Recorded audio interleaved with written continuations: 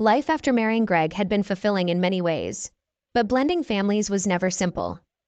My husband's son, James, was the most enigmatic part of this new chapter in my life. At 22, he was polite but distant, carrying himself with a quiet intensity that made it hard to know what he was thinking. He'd recently moved back home after college, and while we coexisted under the same roof, we barely spoke beyond a polite good morning or a nod at the dinner table. I wanted to bridge the gap, but I didn't want to push him. I told myself he just needed time to adjust, though I couldn't deny the faint, unexplainable tension I felt around him. It wasn't hostility. Far from it. But something I couldn't quite put into words. One afternoon, while Greg was away on a business trip, I decided to catch up on house chores. I was folding laundry when I realized James wasn't in his room. Assuming he'd gone out, I went about my tasks until the sound of running water caught my attention. It was coming from the bathroom, but it had been going on for nearly an hour. At first, I ignored it, but as time passed, curiosity gnawed at me. Was something wrong? Hesitating for a moment, I knocked on the bathroom door. "James? Is everything okay in there?" No answer. "James?" I called again, my voice firmer this time. Still nothing. A knot of worry formed in my stomach as I pushed the door open slightly. "I'm coming in," I said, stepping inside cautiously. What I saw stopped me in my tracks. James was kneeling in the bathtub, fully clothed, scrubbing a pile of wet clothes in murky water. His movements were frantic, almost panicked, and the water had a faint reddish tinge. He froze when he noticed me, his eyes wide with alarm. I didn't hear you knock," he stammered, his voice unsteady as he hastily tried to cover the clothes with a towel. "What are you doing?" I asked, stepping closer. "Are you hurt? Is that blood?" "It's nothing," he muttered, avoiding my gaze. But his trembling hands and the tightness in his jaw told a different story. "James," I said softly, crouching beside the tub. "Talk to me. What's going on?" For a moment, he looked at me like a cornered animal, torn between confession and retreat. Finally, he sighed and sat back against the tub, his shoulders slumping. "It's not what it looks like," he said quietly. "I found an injured dog outside. It was bleeding and I didn't know what to do. I panicked." Relief washed over me, but a flicker of doubt lingered. His explanation seemed plausible, yet the tension in his voice and the redness in his cheeks hinted at something more. Still, I decided not to press him. "You should have told me," I said gently. "I could have helped." His gaze met mine, and for a moment the room felt smaller. "I didn't want to bother you," he said, his voice softer now. "You've already done so much, being here, trying to make this place feel like home." His words caught me off guard, and I felt a faint flush creep up my neck. "James, you're part of this family. You don't have to handle everything alone." A small, almost wistful smile tugged at the corner of his mouth. "You're the only one who's ever said that to me," he murmured. There was a vulnerability in his expression that made my chest tighten. I placed a hand on his arm, intending it as a comforting gesture, but the warmth of his skin beneath my fingertips sent an unexpected shiver through me. Our eyes locked, and for a moment, time seemed to stand still. I pulled my hand back quickly, trying to dismiss the strange sensation. "Let's get this cleaned up," I said, my voice a little too bright. "You can't just leave these clothes soaking like this." We worked side by side in the bathroom, the initial awkwardness giving way to a quiet rhythm.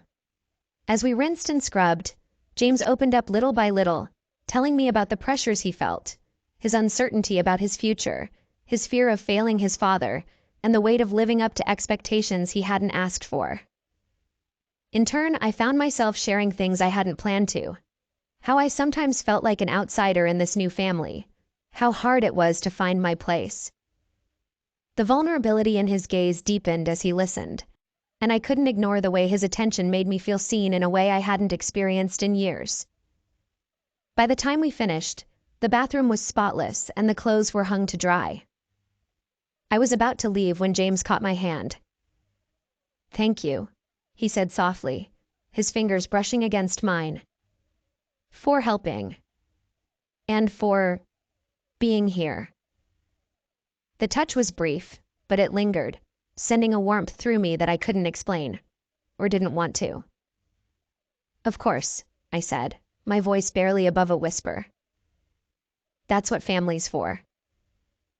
But even as I said the words, I couldn't deny the unspoken tension that hung between us. James stepped closer, and for a fleeting moment I thought he might reach for me again. Instead, he gave me a small, hesitant smile. "You're different from what I expected," he said. In a good way. The intensity in his gaze made my heart race. I forced a laugh, trying to lighten the mood. "I'll take that as a compliment." As I walked back to my room, my mind was a whirlwind of conflicting emotions. I told myself it was nothing. A moment of vulnerability between two people navigating a complicated family dynamic. But deep down, I couldn't ignore the warmth that lingered in my chest, or the way his words had made me feel. For the first time, I saw James not just as my stepson, but as a person, a complex, deeply human soul. And though I tried to push the thought away, a small part of me couldn't help but wonder where this unexpected connection might lead. As I walked back to my room, my mind was a whirlwind of conflicting emotions. I told myself it was nothing, a moment of vulnerability between two people navigating a complicated family dynamic. But deep down, I couldn't ignore the warmth that lingered in my chest, or the way his words had made me feel. Closing my bedroom door behind me, I leaned against it and let out a shaky breath. My pulse was still racing, and my skin tingled in a way I couldn't explain, or maybe didn't want to explain.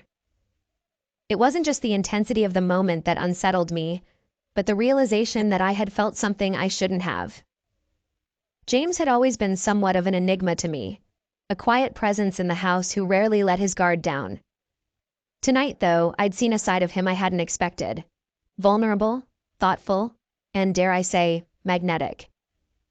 It wasn't just his words that stuck with me. It was the way he looked at me. Like I was more than just his father's wife. Like I was someone who mattered in a way I hadn't felt in years. I paced the room, trying to rationalize my feelings. Surely it was nothing more than a natural response to the intimacy of the moment. We'd shared something honest, something human. But no matter how hard I tried to convince myself, the memory of his touch, the gentle brush of his fingers against mine, played over and over in my mind, sending a flutter through my chest. The logical part of me wanted to bury the whole encounter, to lock it away as an insignificant blip in an otherwise ordinary day. But another part of me, the part I wasn't proud of, couldn't stop wondering what it meant.